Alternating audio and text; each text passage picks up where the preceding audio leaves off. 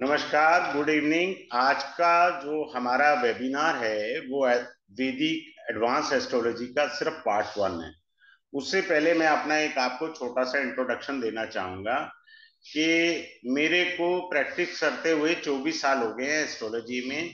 पढ़ाना मैंने 3 एक साल से शुरू किया है और मेरे टोटल 32 कोर्सेज हैं। मैं थोड़ा सा 32 कोर्सेज के बारे में बता देता हूँ। आपकी जिस कोर्स को करने की मन हो वो करिए। सबसे पहला वैदिक एस्ट्रोलॉजी लेवल 1, लेकिन बेसिकली ये वैदिक बेसिक नहीं है, बेसिक कम थोड़ा सा एडवांस है। मैं काफी एडवांस चीजें इसमें पढ़ाया जाता हूँ। फिर लेवल 2 के अंदर क्या आता है, एक सेकेंड।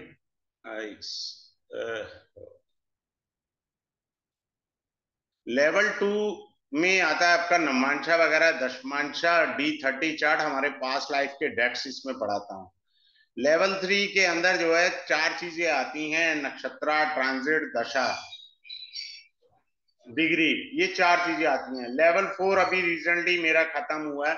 इसमें काफी एडवांस टेक्निक, कौन से साल में मेरी क्या घटना होगी, मरण करण स्थान, ये सारी चीजें पढ़ाई जाती हैं। अभी इस समय इस कोर्स का जो 5वें नंबर पर है, एडवांस वैदिक पार्ट 1 का डेमो क्लास है, जो 10 क्लासेस का रहेगा। फिर इसके बाद पार्ट 2 आएगा, वो भी 10 है। फिर पार्ट 3 आएगा, वो भी 10 है। फिर इसके बाद अष्टवर्गा, इंदु लग्ना, कक्षा गोचर। इसके अंदर सबसे इंपॉर्टेंट चीज जो है कक्षा गोचर है, इंदु लग्ना और अष्टावर्ग वास्तु, ये भी मैं पढ़ाता हूँ। अष्टावर्ग वास्तु भी मैं पढ़ाता हूँ। फिर आता है अंशात्मक स्थिति, आती है हाईएस्ट और लोएस्ट डिग्री ग्रह लाइफ में क्या बड़ा इफेक्ट देते हैं। फिर आता है भुक्ति और गोचर, यानी दशा भुक्ति गोचर कैसे इफेक्ट करता है। चाइल्ड बर्थ, पिछली क्लास में मालूम थे हमने, किसी की बर्थ का बच्चा कब होगा, वो बाई चांस प्रेगनेंसी की कोई वुमन थी, वो निकाला था, प्रॉपर लाइव लेकर के निकाल दिया था। इसके बाद जॉब और बिजनेस है, काल सर्प दोषा है, मैरिज एस्ट्रोलॉजी है, मांदी है। मांदी प्योर केरला की एस्ट्रोलॉजी है, यहाँ लोगों को पता नहीं, इसमें भूत प्रेत जादू टोना ये सब मैं पढ़ाता हूँ। मेडिकल एस्ट्रोलॉजी है, जिसमें मैं कुत्ता काटेगा नहीं काटेगा, गाय सींग मारेगी, यहां तक पढ़ाता हूँ और मेडिकल वर्ड से पढ़ाता हूँ, फालतू की चीज नहीं। नक्षत्रा पढ़ाया जाता है काफी डीप के अंदर। प्रश्न कुंडली पढ़ाया जाता है। प्रोफेशनल बैरियर्स, हमारे प्रोफेशन में क्या अप एंड डाउन आएंगे, वो सारा पढ़ाया जाता है। फिर रेट्रोग्रेड प्लैनेट्स के ऊपर कोर्स है। राहु केतु का अभी इसके बाद होगा दूसरा क्लास।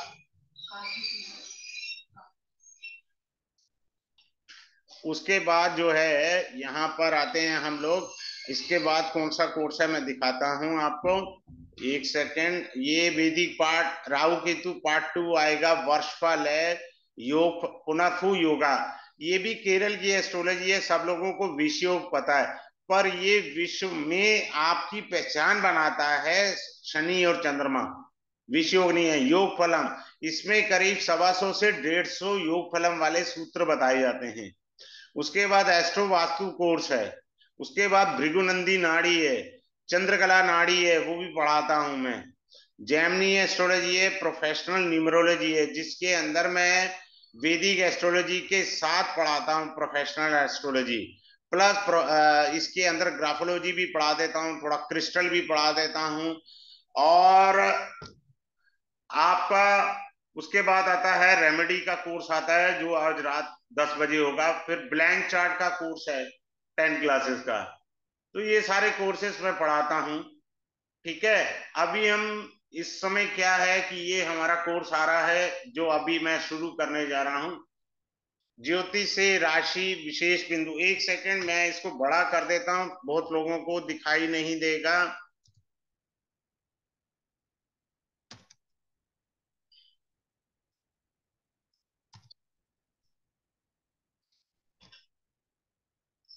ये है आपका भाव है, ग्रह नीच के ग्रह, मारक बाधक ग्रह, भवात भावम, उपचे भाव, काल पुरुष के उपचे भाव, लगन लगनी 6 8 12 का विपरीत राजयोग, विपरीत राजयोग, ग्रह का नीच व उच्च भंग, बृहस्पति और शनि की विशेष दृष्टि, धन योग, D1 का 10th हाउस। ये सिंपल चीजें नहीं है, बहुत एडवांस लेवल की हैं। इसके बाद मैं पंचांग का टॉपिक पढ़ाता हूँ, राशि चिन्ह, तिथि, तिथि जन्म, योग, करण, वार, जन्म, ठीक है, इन चीजों को पढ़ाया जाता है। अब हम क्लास शुरू करते हैं। पहला पॉइंट पर चलते हैं, लगन और लग्नेश। लगन बताता है कि मेरी क्या जिम्मेदारी है। जैसे एक माँ की बच्चे को पालने की जिम्मेदारी होती है, ऐसे ही लगन बताता है कि आपकी क्या जिम्मेदारी है, और माँ को ही वो जिम्मेदारी पूरी करनी होती है। तो लगन क्या है? जिम्मेदारी। पूरी कौन करेगा? लग्नेश करेगा। फिर से रिपीट कर रहा हूं, ध्यान से समझ लीजिए बड़े सिंपल वे में। जैसे एक माँ को बच्चा पालना है, परिवार देखना है, ये माँ की जिम्मेदारी है। पूरी किसने करनी है? माँ ने ही पूरी करनी है। तो लगन जिम्मेदारियों को बताता है, पूरा कौन करेगा? लग्नेश करेगा। ये सिंपल सी बात है। अब आप मान लीजिए किसी का लग्नेश छठे घर में बैठ जाए, इसका मतलब नहीं है वो रोग उसको हो जाएगा। रोग हो जाएगा, डेट इज समथिंग एल्स।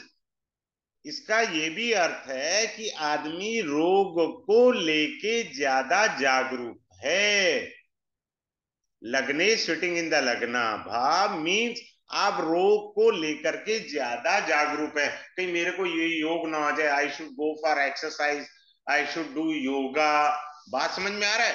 तो ये मीनिंग भी होता है, हमें मीनिंग समझने एडवांस लेवल के। दूसरा पॉइंट, 6, 8, 12 के स्वामी जिन भावों में भी बैठेंगे वो भाव कमजोर हो जाएंगे, पर 6, 8, 12 के स्वामी वो ताकतवर हो जाएंगे। डिफरेंस समझ में आया? मान लीजिए किसी का छठे घर का स्वामी भाग्य में बैठ गया, तो भाग्य कमजोर हुआ, लेकिन छठे घर का लॉर्ड ताकतवर हो गया। क्यों? वो त्रिकोण में बैठा है। ये डिफरेंस समझ में आ गया? सिंपल सा है। हमारे को डीपली पढ़ना है एस्ट्रोलॉजी, ऐसे सिंपल नहीं है। मैं तो सिर्फ आपको ये बताने का प्रयास कर रहा हूं, द वे ऑफ टीचिंग। बाकी जब मेरी क्लास में लोग आते हैं तो मेरे को पता नहीं लगता मैं किस रिदम में, नाड़ी भी चल देता हूँ, लाल किताब का भी चल देता हूँ, हर एंगल से पढ़ाने का प्रयास करता हूँ। It depends upon the students का कि वो किस तरीके से सीखना चाहते हैं। अगले पॉइंट पर आ रहे हैं। वक्री ग्रह जो भी कुंडली में होते हैं, इसमें थोड़ा सा वक्री ग्रह है, 1, 2 पॉइंट का मेरा स्पेसिफिक कोर्स है। वक्री ग्रह हमेशा आपके पूर्व जन्म के डेट्स को बताते हैं। You are carrying the dates from the previous birth. जैसे मेरी कुंडली में शनि वक्री है, तो वक्री ग्रह का क्या अर्थ होता है? पिछले जन्म में मैंने बोर्ड का एग्जाम दिया, पास हो गया, अब मैंने मेन का एग्जाम देना है ताकि मैं अच्छी कॉलेज में जा सकूं। हुआ क्या कि मेन एग्जाम से पहले मेरी डेथ हो गई, तो अगले जन्म में मुझे प्री बोर्ड दोबारा देना पड़ा ना। सिंपल सी बात है। तो वक्री ग्रह का मतलब है 2 टाइम की शिफ्ट में काम करना है, 1 टाइम की शिफ्ट में सैलरी मिलेगी। बात क्लियर है? कोई डाउट हो तो 10 बारी पूछ लीजिए अच्छे से। आगे बढ़े। चलिए आगे बढ़ते हैं। जब भी वक्री ग्रह कोई भी हो, उसकी दशा प्रारंभ होते ही लाइफ चेंज हो जाती है। कई बारी लोगों का जॉब चेंज होती है, रेजिडेंस चेंज होता है। वक्री ग्रह जो है मीनिंग बदल देते हैं लाइफ के। वक्री ग्रह जैसे मटेरियलिस्टिक लाइफ को ज्यादा अचीव करने का प्रयास करता है जीव। समझ रहे हैं? अब मैं एक एग्जांपल देता हूं। अब 3, 7, 11 ये वायु तत्व की राशि है। मैं वायु तत्व से थोड़ा सा पढ़ाऊंगा, ज्यादा नहीं। पता नहीं मेरे, मैंने अपने डिजिटल मार्केटिंग को बोला था इसको डिलीट कर दो, बकरी में मैं ज्यादा अच्छे से पढ़ाऊंगा, बट थोड़ा सा है, सो आई विल टीच यू। वायु तत्व राशि में वक्री ग्रह होने का अर्थ ये है कि आप जो है, कोई भी ग्रह बैठा है मटीरियलिस्टिक में पकड़ बहुत अच्छी दे देता है, उसकी समझ बहुत अच्छी दे देता है, उसकी गहराई बहुत अच्छी देगा वक्री ग्रह अगर वायु तत्व राशि में बैठा है। बात क्लियर है? आगे चलते हैं। मंगल वक्री ग्रह होता है, तो चूंकि ये अग्नि तत्व का ग्रह होता है, तो कई बारी नेटिव के पास एनर्जी ज्यादा होती है या किसी के पास एनर्जी होती ही नहीं, दोनों बातें होती है, ऐसा नहीं है। आगे चलते हैं।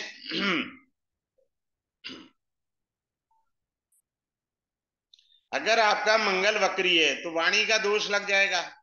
बुध वक्री है तो अननेसेसरी खर्चे आप कर रहे हैं, ध्यान देना है आपने।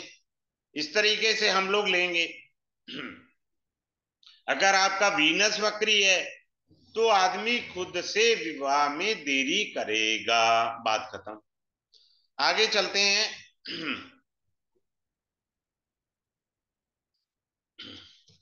अच्छा, इसमें ना उच्च के ग्रह और नीच के ग्रह का एक छोटा सा बताता हूं, मेन क्लास में मेरे को बहुत सारे सीक्रेट्स इसके बताने हैं। उच्च का ग्रह सदैव ईगो देता है, चाहे वो जुपिटर हो। उच्च के ग्रह सदैव ईगो देते हैं, नीच के ग्रह ईगोलेस होते हैं, उनमें ईगो नहीं होती। भाई जिसके, अब आप इसको ऐसे समझ लो, जिसके पास बहुत धन है, अमीर आदमी है, तो धन का इंकार भी तो है। और जिस बेचारे गरीब आदमी के पास धन नहीं है, वो इंकार किस चीज का करे यार, बात को समझो। तो उस तरीके से हमें समझना है। अगले पॉइंट पर चल रहे हैं, अगले पॉइंट को समझने का प्रयास करते हैं। केंद्राधिपति दोष को हम समझेंगे डिटेल में क्लास में। मैं ऊपरी बता देता हूं। ऊपरी क्या है कि केंद्र में 1 4 7 10 प्रथम चतुर्थ सप्तम और दशम भाव में शुभ ग्रह अपना जो है शुभत्व नहीं रखते, वो ग्रह न्यूट्रल हो जाते हैं, ना दोस्ती ना दुश्मनी। उसके बाद आता है अशुभ ग्रह अगर केंद्र में है तो वो अपनी अशुभता खो देते हैं, पर वो भी न्यूट्रल हो जाते हैं। पर इसके आगे भी बहुत कुछ है। क्योंकि हर ग्रह की दो राशियां होती हैं। अब एक राशि केंद्र में आ गई तो केंद्राधिपति दोष, तो दूसरी कहां है? दूसरी क्या त्रिकोण में है, दूसरी उपचे में है, दूसरी त्रिष्टाए में है, या दूसरी राशि 6 8 12 में है। तो केंद्राधिपति दोष का भी मीनिंग बदलता है, ये बात याद रखनी है डिफरेंस। केंद्राधिपति दोष भी बदल जाएगा, क्योंकि हमने दूसरी राशि पे फोकस नहीं किया, हमने केवल एक राशि पर फोकस करके भविष्यवाणी कर दी, जो कि महा गलत है। सिंपल सी बात याद रखिए। आगे चलते हैं। अगर कोई भी बाधक ग्रह है, आपको बाधक ग्रह तो पता ही है। अगर बाधक ग्रह, बड़े ध्यान से सुनिए, फिर से रिपीट कर रहा हूं, बाधक ग्रह, मान लीजिए कोई बाधक ग्रह है, मंगल है, और उसकी राशि में राहु या केतु बैठ गए, भाई साहब बहुत ज्यादा हानि देंगे। बिकॉज राहु केतु के डिस्पोजिटर बाधक हैं। बात समझ में आ गया? एक तो वो ग्रह बाधक है, दूसरा वो राहु केतु जो है उनकी राशियों में बैठे हैं। समझ में आया? करेला और नीम चढ़ा। I will deeply explain only in the class. ये बहुत डीप एस्ट्रोलॉजी, हमें पता ही नहीं लग पाता हम क्या पढ़ गए। आगे चलते हैं। राहु केतु का लिंक खरेश और गुलिक के साथ कैसा होता है, हमको वो भी समझना है। आगे चलते हैं। बवाद भावम सिद्धांत। बवाद भावम सिद्धांत में छठ 11th हाउस में बैठे ग्रह की दशा धन देती है, वेरी गुड।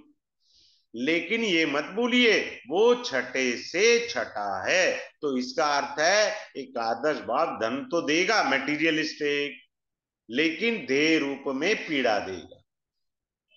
इस तरह से पढ़ना है। अब आते हैं उपचय भाव।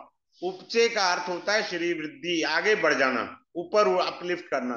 कई बारी उपचय बहुत संघर्ष भी देते हैं, परंतु सदैव याद रखिए उपचय में क्रूर ग्रह संघर्ष के बाद विजय देते हैं, और जातक पहले ही हार मान लेता है, वहां गलती है बस।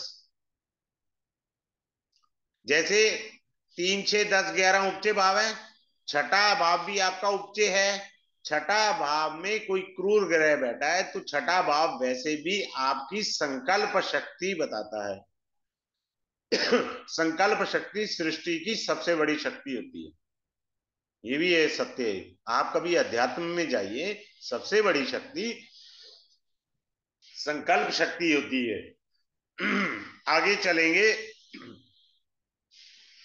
अब मान लीजिए शुभ ग्रह उपचे में बैठ गए। मैंने अभी बताया कि अगर पापी या क्रूर ग्रह उपचे में बैठे हैं तो संघर्ष के बाद आपको फल देंगे। और मान लीजिए शुभ ग्रह बैठ गए तो आदमी संघर्ष करना नहीं चाहता, वो तो इजी रूट देखता है, भाई साहब टेबल कुर्सी एसी कमरा दे दो, ये मैं काम कर दूंगा, मना थोड़ी कर रहा है आपको काम के लिए।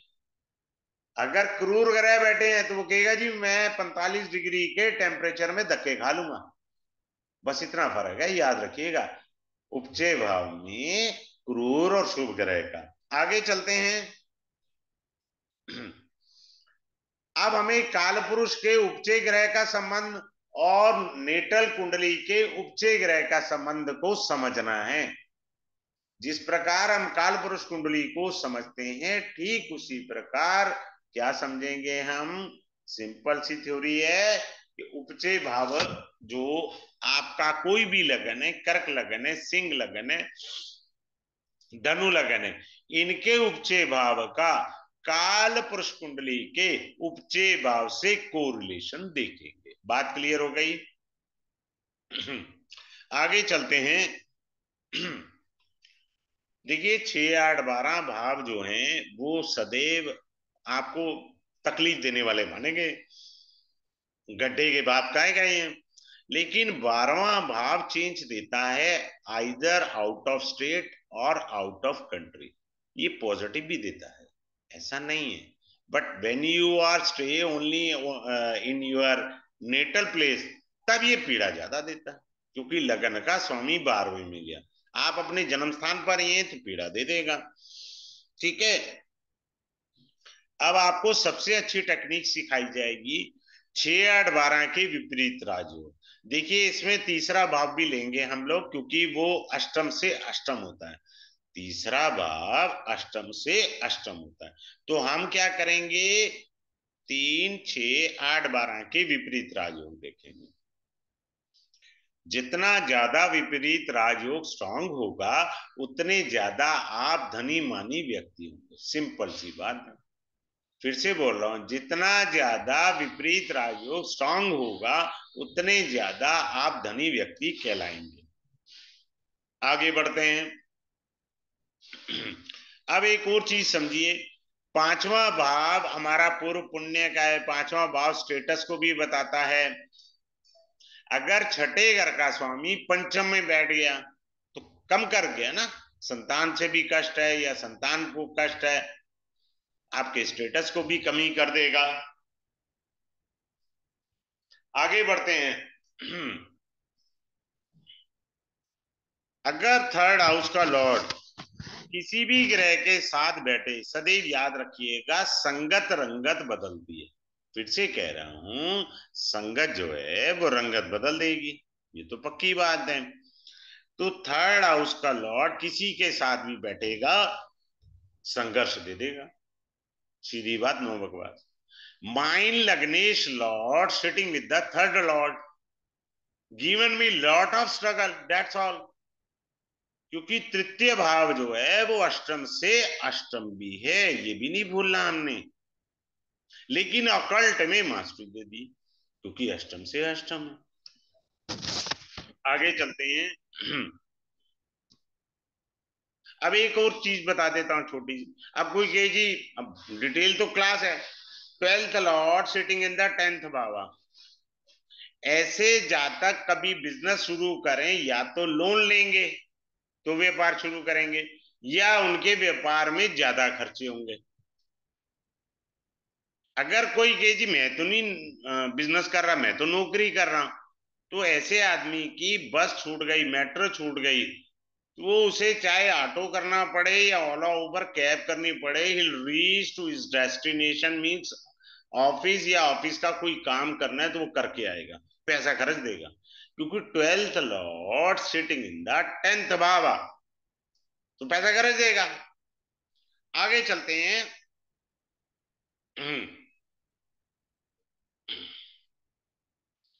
डिस्पोजिटर थ्योरी आपको पढ़ाई जाएगी।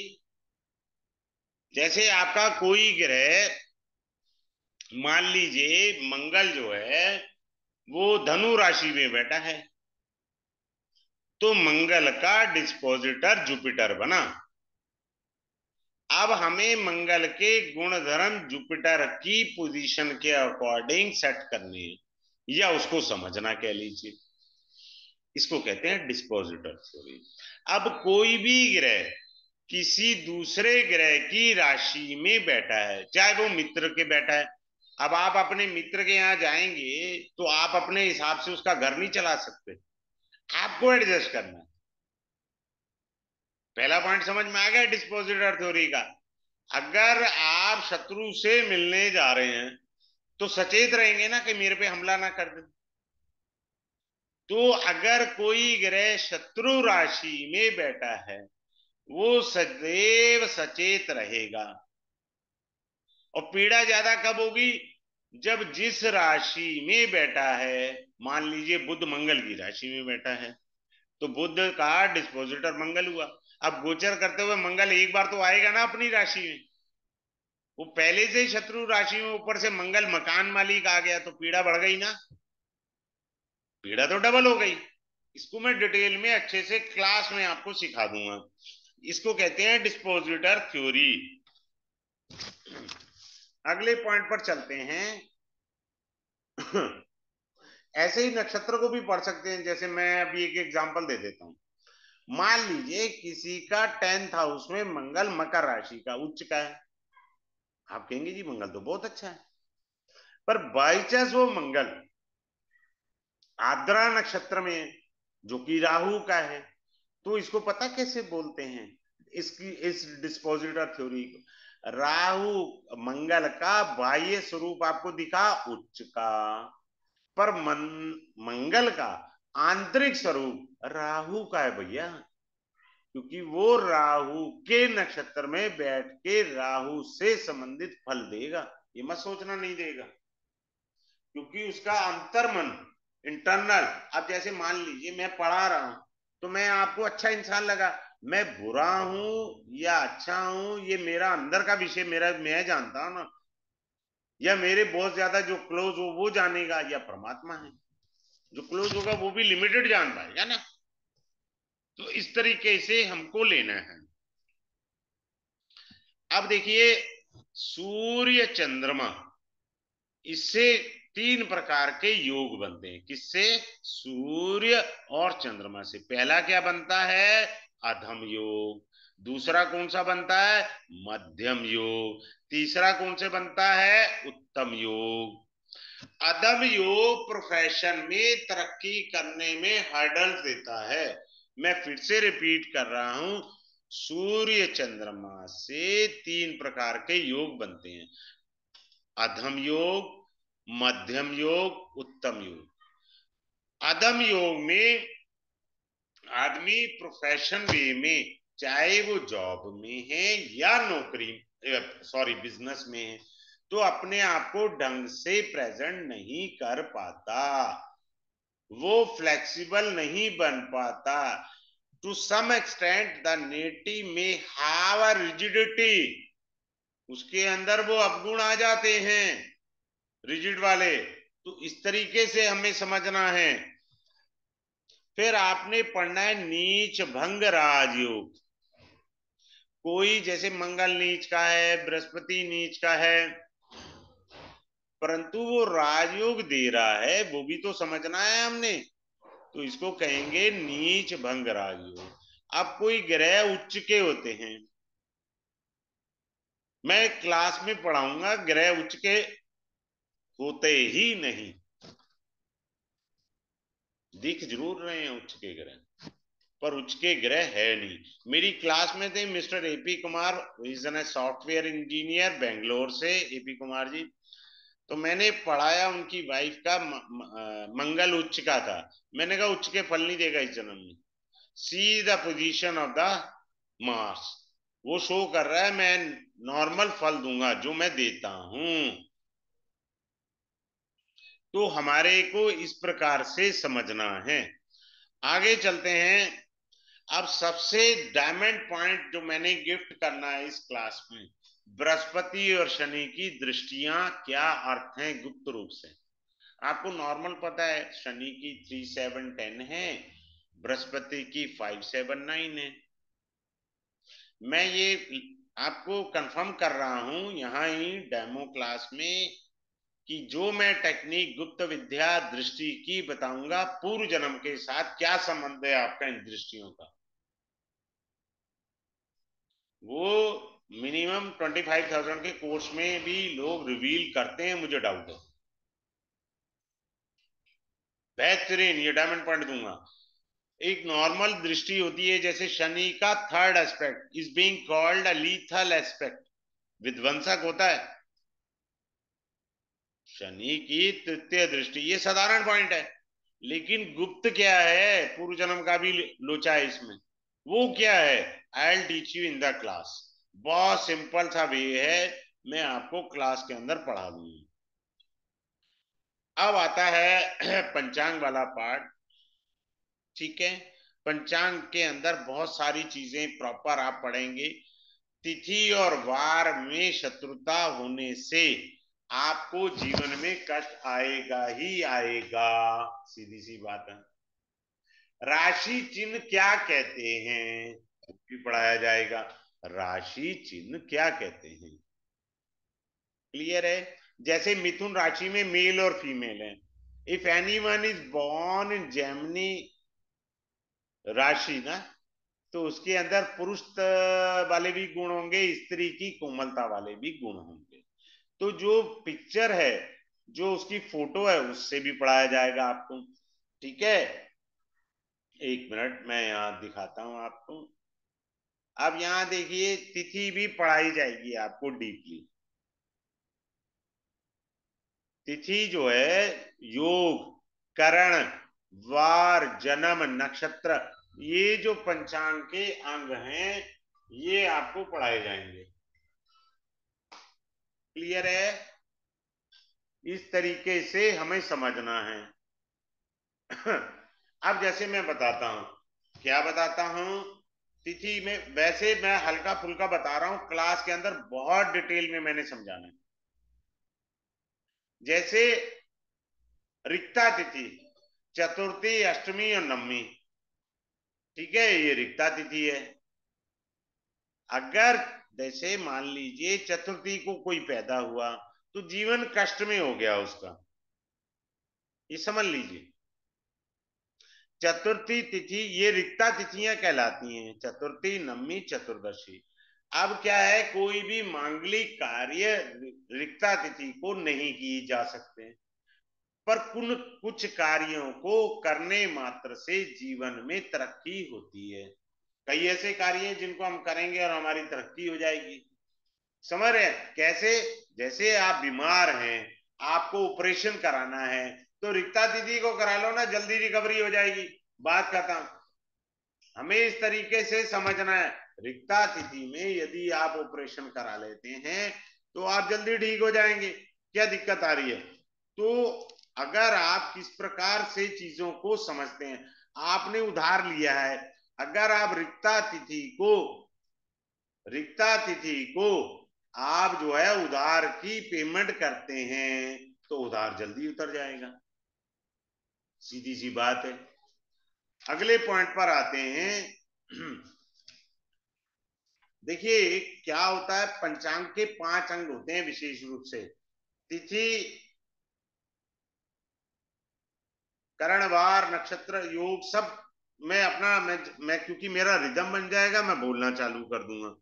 तो जैसे आपको तिथि का बताया, तिथि के अंदर जल तत्व होता है, वार के अंदर अग्नि तत्व होता है। इनका संबंध अगर अनुकूल नहीं है तो बहुत पीड़ा रहती है। ठीक है, हमें इन चीजों को समझना है। और अगले पॉइंट पर आते हैं। कौन सा अगला पॉइंट है, आप समझ लीजिए। योग आता है। अब मान लीजिए कुछ लोग किस योग में पैदा हुए हैं, मानकर चलते हैं कोई आदमी जो है वो प्रीति योग में पैदा हुआ है, तो प्रीति योग में पैदा होने से उसको क्या लाभ है, जैसे, या उसको क्या हानि है। प्रीति योग के अंदर, योग है ना पंचांग का एक अंग है, प्रीति योग में पैदा जाता बिना सोचे समझे प्यार मोहब्बत कर बैठता, प्रेम कर लेता, क्योंकि वो प्रीति योग में पैदा हुआ। प्रीति यानी प्रेम, और उसमें दोष आ गया, बिना सोचे समझे। मान लीजिए कोई आदमी सुकर्मा योग में पैदा हुआ है, तो क्या करेगा आदमी, सामाजिक कार्यों को करने में, सुकर्मा सबके लिए अच्छे कर्म करने, सामाजिक कार्यों में कर्म करने से इनको आनंद प्राप्त होता है। तो इस प्रकार से हम सभी जो हैं वो योगों को पढ़ेंगे। फिर इसके बाद आता है करण, आता है करण के भी अपने अपने मीनिंग है।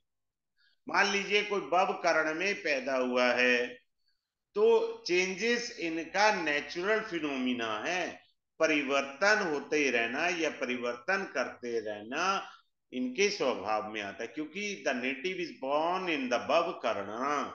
तो हमको ये इस प्रकार से समझना है। वैसे एक अच्छी बात बताऊं, भव करण वाले जब तक कार्य की सिद्धि ना हो जाए काम को लगे रहते हैं, यानी लगे रहो मुन्ना भाई, इस प्रकार से चलते हैं। अब वार लगन ये भी पढ़ाया जाएगा, वार क्या जन्म है। अब मान लीजिए एक एग्जांपल देता हूं, फॉर एग्जांपल, वैसे कई प्रकार की टेक्निक्स होती हैं, जैसे मैं अभी आपको गिफ्ट दे रहा हूं। सपोज मान लीजिए कोई व्यक्ति जो है मंगलवार को पैदा हुआ और कुंडली में मंगल अफ्लिक्शन में आया, कष्ट आएगा जीवन में, सारा जीवन में आएगा, कम या ज्यादा वो कुंडली के प्रभाव के अनुसार है, पर कष्ट तो बना रहेगा लाइफ टाइम के लिए। ये वार का एक अंग बताया मैंने आपका, वार का।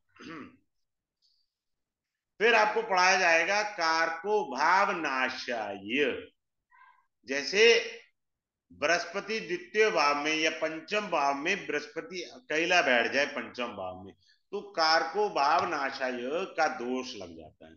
क्या दोष लग जाएगा, अकेला बैठा है पंचम भाव में, तो जातक के संतान में देरी हो, संतान उसका ध्यान ना रखे, संतान से कष्ट प्राप्त हो, कई प्रकार की बातें आएंगी। तो इस प्रकार से हमें देखना है। क्लियर है, काको भाव नाशाय। फिर तिथि और वार का हम रिलेशनशिप दे देंगे, देखेंगे तिथि और वार का रिलेशनशिप। तिथि के देवता अलग हैं, वार का अलग है मीनिंग। कारण क्या है कि हमको कुंडली खोलने की या देखने की जरूरत नहीं है, किसी भी रिलेशनशिप को बारीकी से समझना है तो आपने तिथि और वार का रिलेशनशिप समझना है। क्लियर है, हम इस प्रकार से समझेंगे। अब मैं ये बताना चाहूंगा, सॉरी, ये कोर्स जो है हमारा,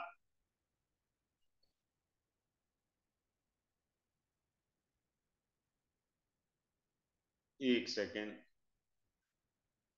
हमारा जो कोर्स है ये स्टार्ट होगा मंडे को, मंडे यानी कल स्टार्ट होगा, ठीक है, और ये चलेगा 10 डेज के लिए।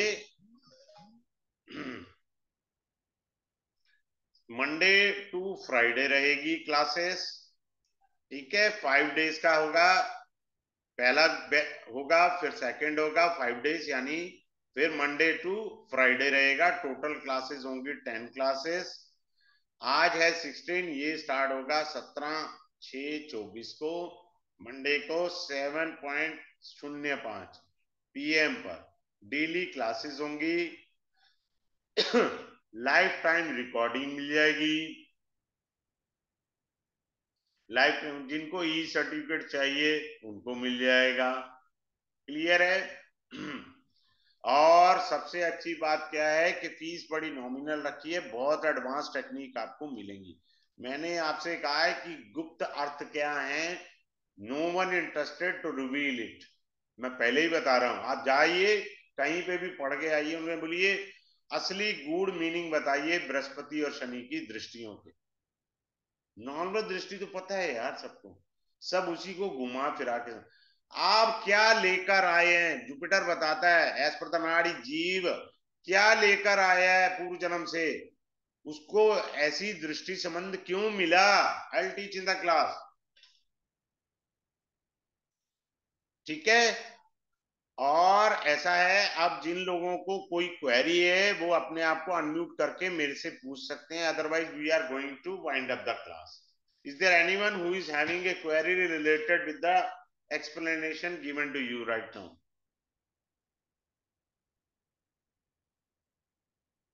चलिए ठीक है। Have a good day. Thanks a lot for joining this webinar. Once again, thanks a lot. Have a good day.